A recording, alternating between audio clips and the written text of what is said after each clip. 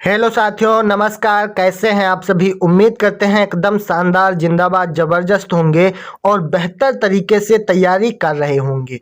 तो साथियों, इस वीडियो में आपको क्लास 12 केमिस्ट्री के 40 सबसे महत्वपूर्ण बहुविकल्पी प्रश्न हम बताएंगे। ठीक है, अगर आप लोग इन 40 प्रश्नों को तैयार कर लोगे तो केमिस्ट्री में इसके बाहर एक भी बहुविकल्पी प्रश्न आपको नहीं मिलेगा। ठीक है, जितना मैं बताने जा रहा हूँ सारा पेपर में आपको यही क्वेश्चन मिलने वाले हैं।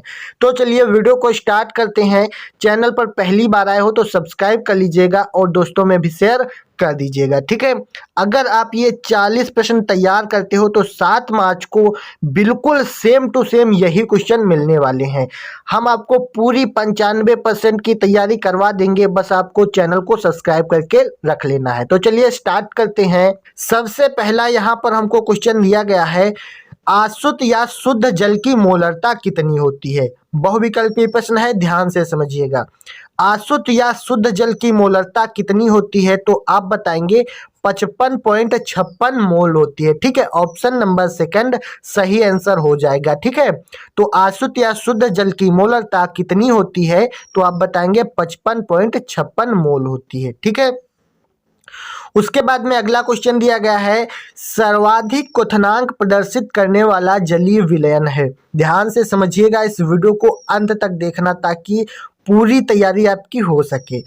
तो यहाँ पर दिया गया है सर्वाधिक क्वथनांक प्रदर्शित करने वाला जलीय विलयन है। यहाँ पर ग्लूकोज, यूरिया, KNO3 और सोडियम सल्फेट है। तो यहाँ पर सर्वाधिक क्वथनांक जिसका होता है तो सोडियम सल्फेट का होता है। ऑप्शन नंबर 4 वाला राइट आंसर हो जाएगा। ठीक है, क्लियर हुआ? किसी को कोई दिक्कत, कोई परेशानी नहीं है। उसके बाद में अगला क्वेश्चन दिया गया है, निम्नलिखित में से कौन सा अणुसंख्य गुणधर्म है? काफी ज्यादा इंपॉर्टेंट क्वेश्चन है। तो कौन सा अणुसंख्य गुणधर्म का मतलब होता है जो अणुओं की संख्या पर निर्भर करता है। ठीक है, तो यहाँ पर पृष्ठ तनाव, श्यानता और प्रकाशिक सक्रियता ये आपके अणुसंख्य गुणधर्म नहीं है। तो आपका option number second right answer हो जाएगा परासरण दाब। ठीक है, तो परासरण दाब एक अणुसंख्य गुणधर्म होता है। ठीक है, उसके बाद में अगला क्वेश्चन दिया गया है, काफी ज्यादा इंपॉर्टेंट है। क्वेश्चन है कि निम्नलिखित में से विलयन का कौन सा गुण अणुओं की संख्या पर निर्भर नहीं करता है? ठीक है, तो यहाँ पर आपने समझा परासरण दाब एक अणुसंख्य गुणधर्म है। ठीक है, तो यहाँ पर आपको ऑप्शन दिया गया है कि कौन सा नहीं है।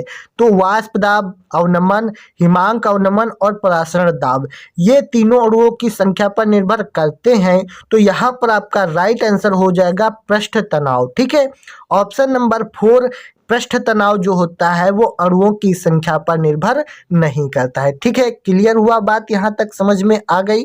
उसके बाद में आगे बढ़ते हैं।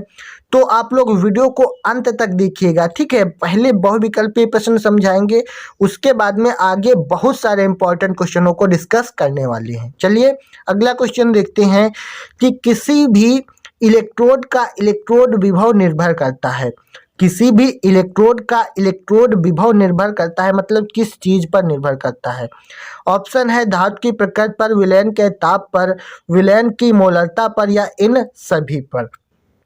तो इलेक्ट्रोड का विभव जो होता है वो हमेशा इन सभी पर निर्भर करता है, यानी कि धातु की प्रकृति, विलयन के ताप और विलयन की मोलरता तीनों पर निर्भर करता है। अगर आपसे क्वेश्चन बहुविकल्पी को छोड़कर लघु उत्तरी या दीर्घ उत्तरी में पूछा जाएगा कि इलेक्ट्रोड का इलेक्ट्रोड विभव किस पर निर्भर करता है, तो इन तीनों का विस्तार आपको बताना पड़ता है। ठीक है, तो चलिए समझ गए, धातु की प्रकृति, विलयन के ताप और विलयन की मोलरता तीनों पर निर्भर करता है। काफी इंपॉर्टेंट क्वेश्चन है। ठीक है, अगला क्वेश्चन दिया गया है, विशिष्ट चालकता की इकाई है, मतलब विशिष्ट चालकता का मात्रक क्या होता है?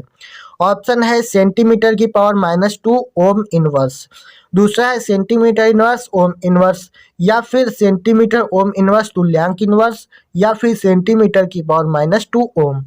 तो यहाँ पर विशिष्ट चालकता की जो इकाई होती है वो आपकी सेंटीमीटर इनवर्स और ओम इनवर्स होती है। ऑप्शन नंबर सेकंड वाला राइट आंसर हो जाएगा। ठीक है, यहाँ तक बात क्लियर हो चुकी है, तो आगे बढ़ते हैं। उसके बाद में अगला क्वेश्चन दिया गया है, काफ़ी ज़्यादा इम्पोर्टेंट है। क्वेश्चन है कि अच्छे चालकत्व विलयन वाले पदार्थ होते हैं। मतलब अच्छे चालकत्व विलयन वाले पदार्थ कौन कौन से हैं वो आपको बताना है। जैसे आपको दिया गया है दुर्बल विद्युत अपघट्य या प्रबल विद्युत अपघट्य या फिर उत्प्रेरक। तो अच्छे चालकत्व वाले विलयन जो होते हैं वो प्रबल विद्युत अपघट्य होते हैं। ठीक है, ऑप्शन नंबर 3 वाला राइट आंसर हो जाएगा, प्रबल विद्युत अपघट्य।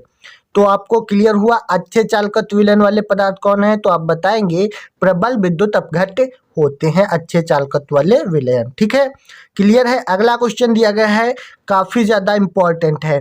क्वेश्चन है कि वह धातु जो हाइड्रोक्लोरिक अम्ल से H2 विस्थापित नहीं कर सकती है। मतलब वह धातु कौन सी है जो हाइड्रोक्लोरिक अम्ल से H2 विस्थापित नहीं कर सकती। यहाँ पर आपको विद्युत रासायनिक श्रेणी तैयार होनी चाहिए, तभी आप लोग इसको कर पाओगे। तो जो तत्व हाइड्रोजन से नीचे स्थित होगा वो उसको विस्थापित नहीं कर पाएगा। तो यहाँ पर Zn Mg Al ये जो है हाइड्रोजन से ऊपर स्थित होते हैं और कॉपर जो है वो हाइड्रोजन से नीचे स्थित होता है। तो यहाँ पर राइट आंसर आपका कॉपर हो जाएगा। ठीक है, तो धातु कौन सी हो जाएगी, तो कॉपर हो जाएगी। ये हाइड्रोक्लोरिक अम्ल से H2 विस्थापित नहीं कर पाती है। ठीक है, इस प्रकार से क्वेश्चन पूछे जाते हैं, तो आप लोग विद्युत रासायनिक श्रेणी अच्छे से तैयार कर लीजिएगा। उसके बाद में यहाँ पर देखिए, ये क्वेश्चन ज्यादा पूछा जाता है। क्वेश्चन है क्षार धातुओं ABCD के मानक अपचयन विभव क्रमशः -3.06, -1.63 और -0.440 तथा -0.80। ठीक है, वोल्ट है। इनमें से प्रबल अपचायक है। तो यहाँ पर भी विद्युत रासायनिक श्रेणी आपकी काम आएगी। तो देखिए ABCD ये 4 धातुएं हैं। ए का जो है यहाँ पर अपचयन विभव -3.06 है, बी का -1.63 है, इस प्रकार से है। तो कह रहा था इनमें से प्रबल अपचायक कौन है, तो प्रबल अपचायक वो होता है जो सबसे ज्यादा ऋणात्मक होता है। ठीक है, तो यहाँ पर सबसे ज्यादा ऋणात्मक कौन है, -3.06। ठीक है, तो यहाँ पर आपका ऑप्शन नंबर 1 वाला राइट हो जाएगा। ए जो है ए क्षार सबसे ज्यादा प्रबल अपचायक है। क्लियर हुआ। मतलब इसमें ये देखना होता है कि जो सबसे ज्यादा ऋणात्मक वो सबसे ज्यादा प्रबल अपचायक, जो सबसे कम ऋणात्मक वो सबसे दुर्बल अपचायक। इस प्रकार से आपको यहाँ पर टिक करना होता है। अगला क्वेश्चन दिया गया है, शून्य कोट की अभिक्रिया के लिए वेग स्थिरांक का मात्रक लिखिए। ठीक है, तो बहुत ज्यादा इंपॉर्टेंट क्वेश्चन है, इसको तैयार कर लीजिए। क्वेश्चन है कि शून्य कोट की अभिक्रिया के लिए वेग स्थिरांक का मात्रक है। तो वेग स्थिरांक का जो मात्रक होता है वो हमेशा मोल लीटर इनवर्स और सेकंड इनवर्स होता है। तो ऑप्शन नंबर 2 सही आंसर हो जाएगा, mole litre inverse second inverse. ठीक है, क्लियर हुआ। उसके बाद में आगे देखिए, अभी वीडियो को स्किप नहीं करना है, अंत तक देखिए, बहुत सारे क्वेश्चन आपको बताने हैं। ठीक है, सब क्लियर होगा, बस आप वीडियो को अंत तक देखते रहिए। अगला क्वेश्चन है, प्रथम कोट की अभिक्रिया के लिए वेग स्थिरांक तथा अर्ध आयुकाल में संबंध है। ये काफी बार पूछा गया है और इस पर आपको न्यूमेरिकल हर हालत में मिलेगा। ठीक है, तो आपको टेंशन नहीं लेना है। तो यहाँ पर देखिए, पहले प्रथम कोट की अभिक्रिया के लिए वेग स्थिरांक तथा अर्धायुकाल में जो संबंध होता है वो T1/2 बराबर 0.6 यानी कि 0.693/K होता है। ठीक है, तो यहाँ पर ऑप्शन नंबर पहला वाला सही हो जाएगा, 0.693/K। ठीक है, इतना समझ में आ गया। ये होता है आपका वेग स्थिरांक, तो इसको आपको जरूर तैयार करना है, इस पर आपको न्यूमेरिकल हर हालत में मिलेगा। क्लियर हुआ। आगे देखिए, अगला क्वेश्चन दिया गया है, अभिक्रिया 2H2O2 gives out 2H2O plus O2 के लिए R बराबर KH2O2 है, यह अभिक्रिया है। ठीक है, तो यहाँ पर जब H2O2 का यहाँ पर अपघटन कराते हैं तो ये हमेशा प्रथम कोट की अभिक्रिया होती है। ठीक है, आपको ऑप्शन काफी मिलेंगे, लेकिन आपको प्रथम कोट की अभिक्रिया ही लगानी है। ठीक है, तो इस प्रकार से जब कभी भी अभिक्रिया मिल जाए तो आपको प्रथम कोटि की अभिक्रिया लगानी है। ठीक है, यहाँ पर ऑप्शन नंबर 3 प्रथम कोटि की अभिक्रिया राइट आंसर हो जाएगा। क्लियर है, आगे बढ़ते हैं। उसके बाद में अगला क्वेश्चन दिया गया है, निम्न में से नेस्लर अभिकर्मक है, मतलब इनमें से कौन सा नेस्लर अभिकर्मक है, ये आपको बताना है। आपको ऑप्शन 4 दिए गए हैं, लेकिन आपको याद रखिएगा K2HgI4 प्लस KOH ये होता है आपका नेस्लर अभिकर्मक। ठीक है, तो ऑप्शन नंबर 3 सही आंसर हो जाएगा। नेस्लर अभिकर्मक क्या है, तो आप बताएंगे K2HgI4 प्लस KOH ये आपका नेस्लर अभिकर्मक होता है। ठीक है, काफ़ी ज़्यादा इंपॉर्टेंट क्वेश्चन है, तो ध्यान रखिएगा। अगला क्वेश्चन इसी क्रम में दिया गया है, काफ़ी ज़्यादा ये भी इम्पोर्टेंट है। वह तत्व जिसकी इलेक्ट्रॉन बंधुता सबसे अधिक है, मतलब इन सब में सबसे ज़्यादा इलेक्ट्रॉन बंधुता वाला कौन सा तत्व है। पहला है OFCl और N। ठीक है, तो सबसे ज़्यादा इलेक्ट्रॉन बंधुता जो होती है वो Cl की होती है। ठीक है, ऑप्शन नंबर 3 राइट आंसर हो जाएगा। तो आपको याद रखिएगा कि सबसे ज़्यादा इलेक्ट्रॉन बंधुता हमेशा Cl की होती है। क्लियर हुआ। उसके बाद में अगला क्वेश्चन, ये भी बहुत ज़्यादा पूछा जाता है। क्वेश्चन है कि हीलियम गैस का मुख्य स्रोत है। हीलियम गैस का मुख्य स्रोत कौन सा है, वायु है, समुद्री जल है, प्राकृतिक गैस है, या फिर रेडियो एक्टिव खनिज है। रेडियो एक्टिव खनिज आपका राइट आंसर हो जाएगा, या फिर आपका मोनाजाइट सैंड हो जाएगा। ठीक है, तो यहाँ पर हीलियम गैस का मुख्य स्रोत रेडियो एक्टिव खनिज या फिर मोनाजाइट सैंड होता है। क्लियर हुआ। उसके बाद में आगे देखिए, अगला क्वेश्चन बहुत ज़्यादा पूछा जाता है, सबसे अधिक क्रियाशील निष्क्रिय गैस है। क्रियाशील और निष्क्रिय गैस कौन सी है, ये आपको बताना है। ज़ेनान, आर्गन, नियान और हीलियम, 4 ऑप्शन है। तो सबसे ज़्यादा क्रियाशील और निष्क्रिय गैस आपकी ज़ेनान होती है, ऑप्शन नंबर 1 XE। ठीक है, क्लियर हुआ। तो याद रखिएगा सबसे ज़्यादा क्रियाशील निष्क्रिय गैस आपकी ज़ेनान होती है। समझ में आ गया। उसके बाद में अगला क्वेश्चन बहुत ज़्यादा इम्पोर्टेंट है। क्वेश्चन दिया गया कि निम्न में से लैंथेनाइड तत्व है। लैंथेनाइड तत्व कौन सा है, Ra है, Ce है, या Ac है, या फिर Zr है। तो लैंथेनाइड तत्व आप लोग याद कर लीजिएगा, क्योंकि लैंथेनाइड तत्व से एक क्वेश्चन मिलता है। ठीक है, कौन से 2 लैंथेनाइड तत्व हैं, इस प्रकार से आपसे क्वेश्चन पूछा जाएगा। तो पहला यहाँ पर लैंथेनाइड तत्व जो होता है वो Ce होता है। ठीक है, ऑप्शन नंबर 2 राइट आंसर इसमें हो जाएगा। अगर आपसे पूछा जाएगा लैंथेनाइड तत्व लिखिए, तो आपको Ce याद रखना है, यही आपको लिखना होता है। ठीक है, क्लियर हुआ। उसके बाद में अगला बढ़ते हैं क्वेश्चन की तरफ। काफ़ी ज़्यादा ध्यान से समझिएगा, इम्पॉर्टेंट है। क्वेश्चन है कि ल्यूकास अभिकर्मक किसकी पहचान में प्रयुक्त होता है। ल्यूकास अभिकर्मक जो है वो किसकी पहचान में प्रयुक्त किया जाता है। ऑप्शन दिए गए हैं एल्कोहल, ईथर, एमीन और अम्ल। तो यहाँ पर जो ल्यूकास अभिकर्मक होता है वो हमेशा एल्कोहल की पहचान में प्रयुक्त होता है। ठीक है, तो ऑप्शन नंबर 1 सही आंसर इसमें हो जाएगा, एल्कोहल। तो ल्यूकास अभिकर्मक किसकी पहचान में प्रयुक्त होता है, तो आप बताएंगे एल्कोहल की पहचान में प्रयुक्त होता है। यहाँ तक बात समझ में आ रही है। उसके बाद में आगे बढ़ते हैं और अगले क्वेश्चन की तरफ। ये काफ़ी ज़्यादा पूछा गया है क्वेश्चन। दिया गया है कि I2 एवं क्षार के साथ गर्म करने पर कौन सा आइडोफार्म नहीं बनता है। ठीक है, ध्यान से समझना, यहाँ पर कह रहा है कि नहीं बनता है। तो एसीटोन, एथेनॉल और सैलिसिलडिहाइड ये तीनों आपके बनते हैं, लेकिन मेथेनॉल जो है ये आपका नहीं बनता है। तो I2 एवं क्षार के साथ गर्म करने पर कौन सा आइडोफार्म नहीं बनता है, तो आप बताएंगे मेथेनॉल नहीं बनता है। ठीक है, उसके बाद में नेक्स्ट क्वेश्चन है, काफ़ी ज़्यादा पूछा जाता है। क्वेश्चन दिया गया है, कौन सा यौगिक फेहलिंग विलेन को अपचायित नहीं करता है। ठीक है, तो यहाँ पर ये दोनों क्वेश्चन है, नहीं करता है, ये आपको याद रखिएगा। ठीक है, कभी कभी आप लोग कंफ्यूज हो जाते हैं तो जो करता होता है उसको भी लगा देते हैं।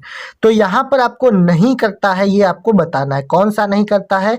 तो यहाँ पर दिया गया है CH3, COOH, HCHO, HCOOH और CH3CHO।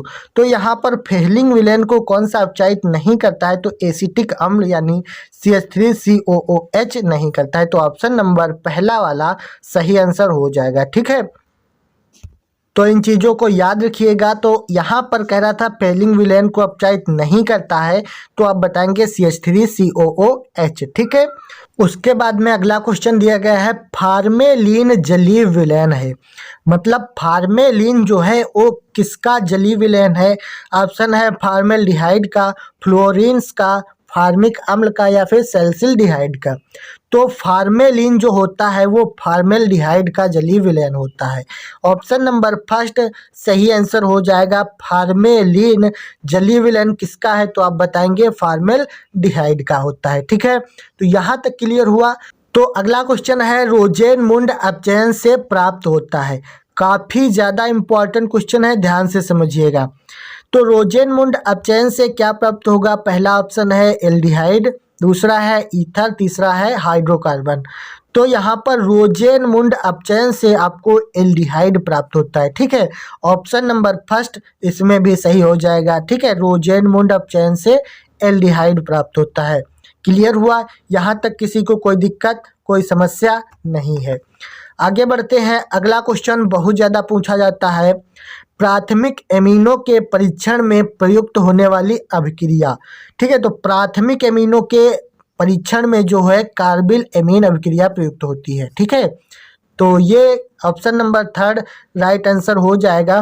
प्राथमिक एमिनो के परीक्षण में प्रयुक्त होने वाली अभिक्रिया, तो आप बताएंगे कार्बिल एमीन अभिक्रिया होती है। क्लियर हो गया? उसके बाद में अगला क्वेश्चन बहुत ज़्यादा इंपॉर्टेंट है, एमिनो का जलीय विलयन है। एमिनो का जलीय विलयन है अम्लीय, उभयधर्मी, क्षारीय या फिर नॉन। तो यहाँ पर एमिनो का जो जलीय विलयन होता है वो क्षारीय होता है। Option number third right answer हो जाएगा इसमें भी। ठीक है, तो आपको याद रखना है एमिनो का जलीय विलयन हमेशा क्षारीय होता है। क्लियर हुआ? उसके बाद में अगला क्वेश्चन, निम्न में से कौन मोनोसैकेराइड है? ठीक है, तो निम्न में से कौन मोनोसैकेराइड है? तो आपको ऑप्शन दिए गए हैं ग्लूकोज, फ्रक्टोज, सुक्रोज और जाइलोज। तो मोनोसैकेराइड जो होते हैं वो हमेशा सुक्रोज होते हैं। Option number third right answer हो जाएगा। ठीक है, तो कौन सा मोनोसैकेराइड है? तो आप बताएंगे सुक्रोज होता है। क्लियर हुआ? ग्लूकोज, फ्रक्टोज नहीं होगा। ठीक है, तो मोनोसैकेराइड सुक्रोज हो जाएगा। अगला आगे क्वेश्चन बढ़ते हैं। अगला क्वेश्चन है ग्लूकोज अपचायक गुण प्रदर्शित करता है, इनमें से होता है। मतलब यहाँ पर कह रहा है कि ग्लूकोज जो है अपचायक गुण प्रदर्शित करता है, लेकिन इनमें से होता है। कौन होता है? एल्डिहाइड समूह, कीटोन समूह या फिर माइनस का NH2 समूह, फिर हाइड्रॉक्सिल समूह। तो ग्लूकोज अपचायक गुण प्रदर्शित करता है तो वो एल्डिहाइड समूह से होता है। ठीक है, option number first right answer हो जाएगा। ग्लूकोज जो है अपचायक गुण प्रदर्शित करता है और एल्डिहाइड समूह का होता है। यहाँ तक क्लियर है? किसी को कोई दिक्कत, कोई समस्या नहीं है। आगे बढ़ते हैं। अगला क्वेश्चन दिया गया है, ग्लूकोज में कितने प्राथमिक एल्कोहल समूह हैं? ग्लूकोज में कितने प्राथमिक एल्कोहल समूह हैं? 1, 2, 3, 4। तो आप बताएंगे एक होता है। ठीक है, option number first right answer हो जाएगा। ग्लूकोज में प्राथमिक एल्कोहल जो है वो एक होता है। क्लियर? उसके बाद में अगला क्वेश्चन ये भी इम्पॉर्टेंट है, बहुत ज़्यादा क्वेश्चन है कि सेलुलोज के पूर्ण जल अपघटन से प्राप्त होता है। सेलुलोज के पूर्ण जल अपघटन से क्या प्राप्त होगा? L glucose, D fructose, D ribose या फिर डी ग्लूकोज। तो ऑप्शन नंबर 4 डी ग्लूकोज जो है राइट आंसर हो जाएगा। ठीक है, तो सेलुलोज के पूर्ण जल अपघटन से डी ग्लूकोज प्राप्त होता है। क्लियर हुआ? ये क्वेश्चन काफ़ी ज़्यादा पूछा जाता है। तो उम्मीद करते हैं यहाँ तक आपको वीडियो पसंद आई होगी। अगर थोड़ी सी भी पसंद आई है तो लाइक ज़रूर कर दीजिए। ठीक है, क्योंकि आपके लाइक से हमारा बहुत ज़्यादा मोटिवेशन बढ़ता है। अगला क्वेश्चन इसी क्रम में दिया गया है, बहुत ज़्यादा इम्पोर्टेंट है ये प्रश्न, ध्यान से समझिएगा। क्वेश्चन है, निम्न में से कौन सा विलयन अनुसंख्य गुणधर्म नहीं है? तो ऑप्शन है पृष्ठ तनाव, आपका सही आंसर हो जाएगा। पृष्ठ तनाव आपका अनुसंख्य गुणधर्म नहीं होता है। उसके बाद हिमांक में अवनमन सीधा समानुपात दर्शाता है, किससे दर्शाएगा? तो विलयन की मोललता से दर्शाएगा। ठीक है, ऑप्शन नंबर सी इसमें भी राइट आंसर हो जाएगा। हिमांक में अवनमन जो सीधा समानुपात दर्शाता है वो विलयन की मोललता से दर्शाता है। क्लियर। उसके बाद में अगला क्वेश्चन है, निम्न में से किस 0.1 मोल जलीय विलयन का हिमांक न्यूनतम होगा? मतलब 0.1 जलीय विलयन का हिमांक किसका न्यूनतम होता है? तो पोटेशियम सल्फेट का होता है। Option number C right answer है। ठीक है, पोटेशियम सल्फेट आप लोग याद रखिएगा, इसका हिमांक न्यूनतम होता है। अगला क्वेश्चन है, किसी इलेक्ट्रोड का इलेक्ट्रोड विभव निर्भर नहीं करता है? तो आप बताएंगे दाब पर निर्भर नहीं करता है, क्योंकि धातु की प्रकृति, विलयन में उपस्थित आयनों की सांद्रता और ताप, इन तीनों पर निर्भर करता है और दाब पर निर्भर नहीं करता है। ठीक है। उसके बाद में धातु जो हाइड्रोक्लोरिक अम्ल में, यानी कि उसके बाद में अगला क्वेश्चन है, धातु जो हाइड्रोक्लोरिक अम्ल से H2 विस्थापित नहीं कर सकती, ZnCuPdAl। तो यहाँ पर Cu आपको याद रखना है, Cu जो है आपका H2 विस्थापित नहीं कर पाती है। ठीक है, ये क्योंकि H2 से नीचे स्थित होती है। यहाँ तक किसी को कोई दिक्कत नहीं होनी चाहिए। अगला क्वेश्चन है, प्रथम कोटि की अभिक्रिया के वेग स्थिरांक का मात्रक है। तो प्रथम कोटि की अभिक्रिया, शून्य कोटि की अभिक्रिया, ये आपको तैयार होनी चाहिए। यहाँ पर प्रथम कोटि की अभिक्रिया के वेग स्थिरांक का मात्रक सेकेंड इनवर्स होता है। Option number D right answer हो जाएगा। ठीक है, क्लियर हो गया। उसके बाद में अगला क्वेश्चन है, बहुत ज़्यादा इम्पोर्टेंट, निम्न में से विस्फोटक यौगिक है, विस्फोटक यौगिक कौन सा है? तो यहाँ पर ऑप्शन नंबर सी NCl3 जो है ये हमेशा विस्फोटक यौगिक के रूप में प्रयोग होता है। तो यहाँ पर आपको याद रखना है विस्फोटक यौगिक कौन सा है, तो आप बताएंगे NCl3 जो है विस्फोटक यौगिक है। ठीक है। उसके बाद में अगला क्वेश्चन, ये भी बहुत ज़्यादा इम्पोर्टेंट है, अच्छे चालकत्व विलयन वाले पदार्थ होते हैं, मतलब जो अच्छे चालकत्व विलयन वाले पदार्थ हैं वो हमेशा प्रबल विद्युत अपघट्य होते हैं। ऑप्शन नंबर सी इसमें भी राइट आंसर हो जाएगा। ठीक है, तो प्रबल विद्युत अपघट्य वाले पदार्थ जो हैं वो अच्छे चालकत्व वाले विलयन होते हैं। उसके बाद में नेक्स्ट क्वेश्चन है, निम्न में से कौन सी धातु सरलता से ऑक्सीकृत हो जाती है? तो यहाँ पर CuAgPt ये आपके गलत आंसर हैं और Al जो है वो सही आंसर है। ठीक है, तो कौन सी धातु ऑक्सीकृत हो जाती है? तो आप बताएंगे Al जो है वो सरलता से ऑक्सीकृत हो जाती है। क्लियर है। उसके बाद में अगला क्वेश्चन, ये भी बहुत ज़्यादा इम्पोर्टेंट है, क्वेश्चन है कि निम्न में से कौन सी अभिक्रिया शून्य कोटि की अभिक्रिया है? तो यहाँ पर आपको पता है H2 + Cl2 gives out 2HCl, यही आपकी शून्य कोटि की अभिक्रिया का उदाहरण है। ठीक है, तो शून्य कोटि की अभिक्रिया आपको याद रखनी है, H2 + Cl2 gives out 2HCl, ये होती है शून्य कोटि की अभिक्रिया। उसके बाद में अगला क्वेश्चन है, प्रथम कोटि की अभिक्रिया के लिए वेग स्थिरांक का समीकरण है। तो प्रथम कोटि की अभिक्रिया के लिए वेग स्थिरांक ये होता है K = 2.303/T log 10 A/A-x। ठीक है, तो ये होता है प्रथम कोटि की अभिक्रिया के लिए वेग स्थिरांक।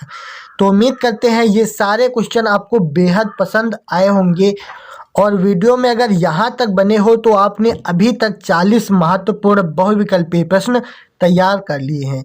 उम्मीद करते हैं ये सारे क्वेश्चन आप लोग रट लोगे और 7 मार्च को 95% पक्का करके आओगे। ठीक है, तो आगे मैंने आपको 50 मोस्ट इम्पॉर्टेंट क्वेश्चन बता दिए हैं, उनको भी देख लीजिए और पूरी केमिस्ट्री तैयार हो जाएगी। ठीक है, तो वीडियो पसंद आई है तो लाइक कर दीजिए, चैनल पर पहली बार आए हो तो सब्सक्राइब जरूर कर लीजिए। चलिए मिलते हैं अगली वीडियो में, तब तक के लिए जय हिंद, वंदे मातरम।